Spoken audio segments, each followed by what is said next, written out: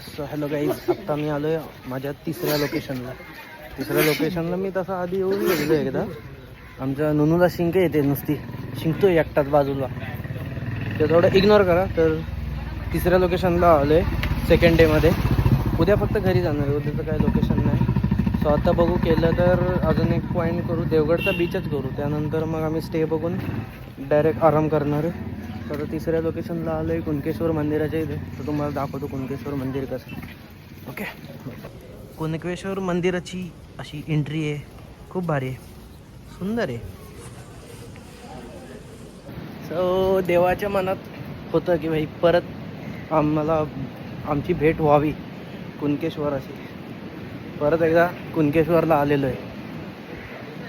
Last time आलो तेव्हा mobile नव्हता आपल्याकडे, लोकांकडनं मोबाईल घेऊन बाई फोटो व्हिडिओ सगळं करत होतो.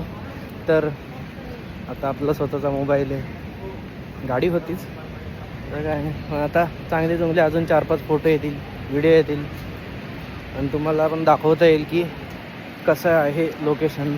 सो कोकण फिरायला नक्की या. आणि हे इकडे बघाल कुणकेश्वर मंदिर इकडे बॅक साईडला आणि समुद्र ना भाई. सो या लवकर या इकडे. आणि पावसाळ्यातला कोकण हा असा किती भारी भाई. मी लास्ट टाईम पण बोललेलो की ह्याच्यापेक्षा भारी लोकेशन मला अजून तरी भेटलं नाही, कुठेच नाही. आता आम्ही परत जाणार आहे देवगडच्या विंडमिल्स आहेत तिकडे.